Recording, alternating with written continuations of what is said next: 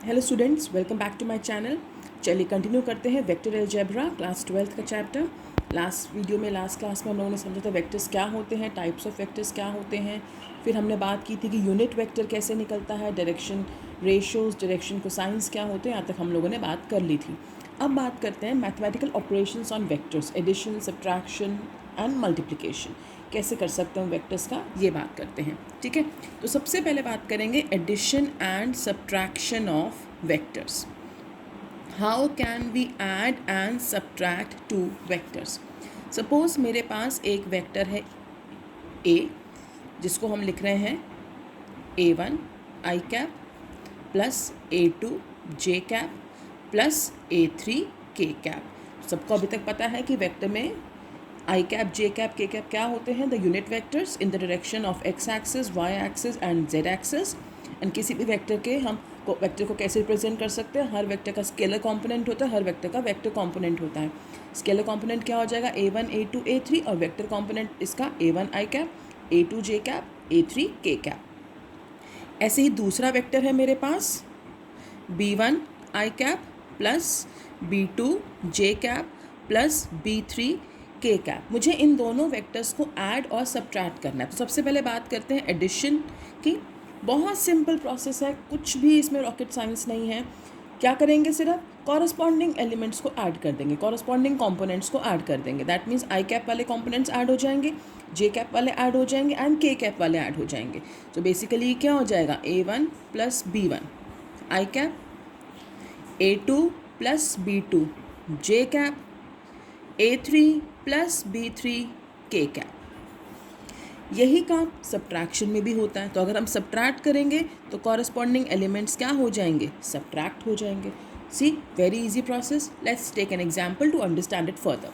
Suppose मेरे पास एक वेक्टर है A vector 2 I cap minus 3 j cap plus 6 k cap, और दूसरा वेक्टर है B vector minus 3 i cap minus 4 j cap plus 2 k cap. ठीक है, रैंडमली मैंने कोई भी वेक्टर्स ले लिए। ठीक है, लेट्स ऐड देम। क्या बोला मैंने? कैसे ऐड करेंगे? We will just add the corresponding components.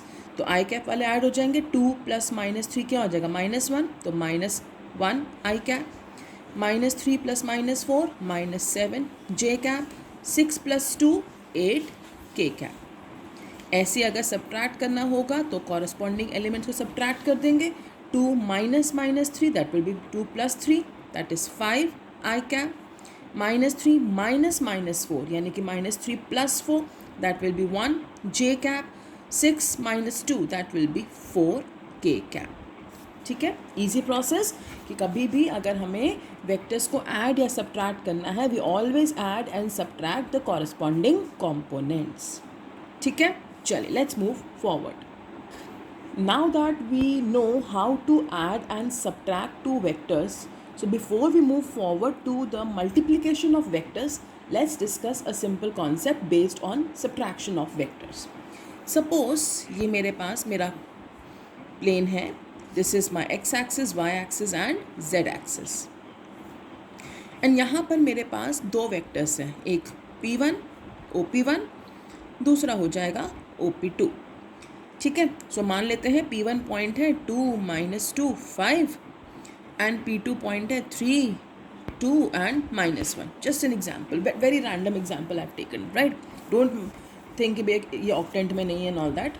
Obviously इस ऑक्टेंट के पॉइंट्स नहीं है ये, but I have just taken a random example. तो मेरे पास ये दो पॉइंट्स हैं, तो P1 वेक्टर क्या बन जाएगा? देखो कंपोनेंट्स हमें दे रखे हैं 2 - 2 5, तो क्या आ जाएगा? 2 आई कैप -2 जे कैप प्लस 5 के कैप, और P2 वेक्टर क्या हो जाएगा? P2 vector 3 i cap plus 2 J cap -1 के कैप। अब मुझे बोला है कि इन दोनों को ज्वाइन करता हुआ जो वेक्टर है P1 P2 वेक्टर मुझे निकालना है। ध्यान से सुनिएगा मैं क्या बोल रही हूँ। P1 P2 वेक्टर बोला है, P2 P1 वेक्टर नहीं बोला है, क्योंकि P1 P2 का मतलब क्या है? Starting point P1, terminal point P2, initial point P1, terminal point P2 है, राइट? तो हमेशा कभी भी दो वेक्टर्स के बीच का वेक्टर हमें निकालना हो तो हम क्या करते हैं, टर्मिनल माइनस इनिशियल, यानी कि हम P2 वेक्टर में से P1 वेक्टर क्या कर देंगे, माइनस कर देंगे। अगर मुझे P2 P1 वेक्टर बोलते तो मेरा P1 टर्मिनल बन जाता। अभी यहाँ P1 P2 बोला है तो मेरा P2 टर्मिनल होगा। ठीक है, ध्यान रखना है कि एरो किसके ऊपर आ रहा है। जब हम ऐसे एरो डालेंगे तो ये एरो का जो हेड है किसके ऊपर आ रहा है, P1 P2 वेक्टर बोला यानी मेरा P2 टर्मिनल है। अगर P2 P1 बोलेंगे तो मेरा P1 टर्मिनल होगा, राइट। तो मेरा अभी क्या निकाल रहे हैं हम, P1 P2, तो मेरा P2 टर्मिनल है। तो हम क्या करेंगे, देखो P2 क्या है, 3i cap plus 2j cap minus k cap minus 2i cap minus 2j cap plus 5k cap. तो क्या बोला मैंने, अगर हम निकाल रहे हैं P1 P2 वेक्टर तो P2 टर्मिनल बनेगा P1 इनिशियल। तो हमेशा हम कभी भी दो वेक्टर्स को ज्वाइन करता हुआ वेक्टर निकालते हैं, that is always terminal minus initial. तो 3 minus 2 1i cap, 2 minus minus 2 2 plus 2 4j cap minus k minus 5 minus 6k cap. Simple, ठीक है। चलिए इसी कॉन्सेप्ट पर एक क्वेश्चन समझते हैं। चलिए, मुझे दिए हुए हैं 3 वेक्टर्स। पहला है 2i cap minus j cap plus k cap. दूसरा है b vector i cap minus 3j cap minus 5k cap. तीसरा है c vector 3i cap minus 4j cap minus 4k cap. ठीक है, क्या दिया है, लेट्स अंडरस्टैंड इसको। यहाँ पे ये x एक्सिस, ये y एक्सिस, ये z एक्सिस। यहाँ पर एक वेक्टर है a, एक वेक्टर है b, एक c। तो ये a हो गया, ये b हो गया, ये c हो गया।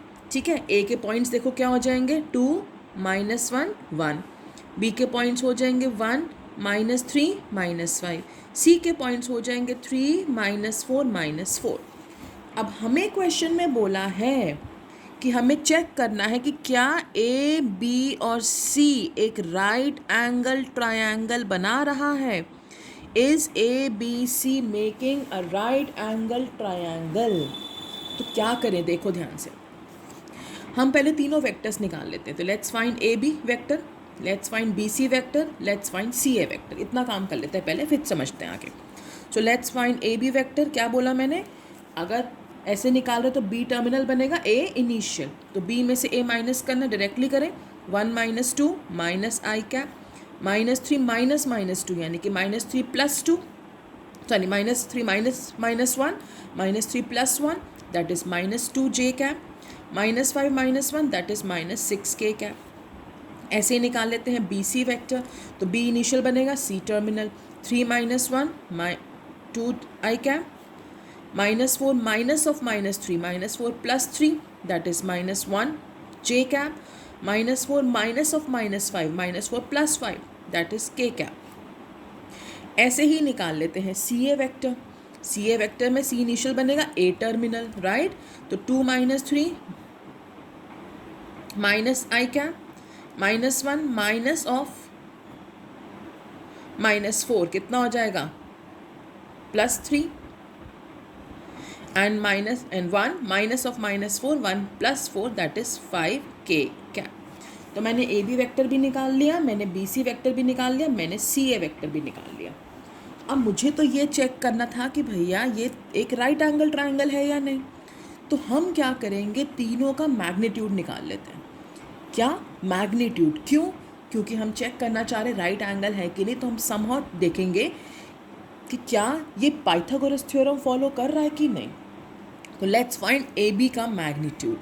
सो मैं निकाल रही हूँ ए बी वेक्टर का मैग्नीट्यूड। कैसे निकालते थे, किसी भी वेक्टर का मैग्नीट्यूड कैसे निकलता है, under root X square plus Y square plus Z square. तो अंडर रूट -1 का स्क्वायर प्लस -2 का स्क्वायर प्लस -6 का स्क्वायर, ये आ गया रूट 41। ऐसे ही निकाल लेते हैं बी सी का magnitude, under root X square plus Y square plus Z square, कितना आ जाएगा, अंडर रूट 6 आ जाएगा। ऐसे ही निकाल लेते हैं सी ए का मैग्नीट्यूड, -1 का स्क्वायर 3 का स्क्वायर 5 का स्क्वायर। ठीक है, निकाल लिए। अब मुझे चेक करना है पाइथागोरस थ्योरम। तो पाइथागोरस थ्योरम में क्या होता है, किसी एक साइड का स्क्वायर बाकी दोनों के स्क्वायर के सम के इक्वल होना चाहिए। अगर ये ट्रू हो गया तो ये ट्राइंगल राइट एंगल बन रहा है। तो हम तीनों का स्क्वायर निकाल लेते हैं। तो लेट्स फाइंड ए बी के मैग्नीट्यूड का स्क्वायर। तो रूट 41 का square 41। Let's find B C के मैग्नीट्यूड का स्क्वायर। रूट 6 का square 6। Let's find C A के मैग्नीट्यूड का स्क्वायर। रूट 35 का स्क्वायर 35। तो अगर आप ध्यान से देखो इन दोनों का सम 41 है। सो क्या दिख रहा है आपको, this implies A B magnitude square is equal to BC magnitude square plus CA magnitude square. That means it is following Pythagoras theorem and इसीलिए ट्राइंगल क्या है, राइट एंगल ट्राइंगल। तो समझो दोबारा क्वेश्चन में क्या किया हमने, हमें 3 वेक्टर्स दिए थे, हमें बताना था कि क्या तीनों वेक्टर्स मिलकर एक राइट एंगल ट्राइंगल बना रहे हैं। तो मैंने क्या किया, मैंने तीनों वेक्टर्स पहले तीनों की साइड्स निकाल ली, ए बी निकाला, बी सी निकाला, सी ए निकाला। कैसे निकाला, टर्मिनल माइनस इनिशियल करके। फिर मैंने तीनों का मैग्नीट्यूड निकाल लिया, under root X square plus Y square plus Z square करके। फिर उनका स्क्वायर करा। फिर हमने देखा कि 2 का सम थर्ड के स्क्वायर के इक्वल आ रहा है, यानी ये पाइथागोरस थ्योरम फॉलो कर रहा है, यानी ट्राइंगल क्या हो गया, राइट एंगल ट्राइंगल। तो अगर इसमें भी किसी 2 साइड्स का स्क्वायर थर्ड साइड के इक्वल आ जाएगा तो वो राइट एंगल ट्राइंगल फॉलो करता है। अब ये साइड कैसे निकलेगी, इस वेक्टर का मैग्नीट्यूड, ये कैसे निकलेगी, इसका मैग्नीट्यूड, और ये कैसे निकलेगा, इसका मैग्नीट्यूड। तो वही किया, मैंने तीनों वेक्टर्स निकाले पहले, ए बी बी सी सी ए, उनका मैग्नीट्यूड निकाला और स्क्वायर कर लिया।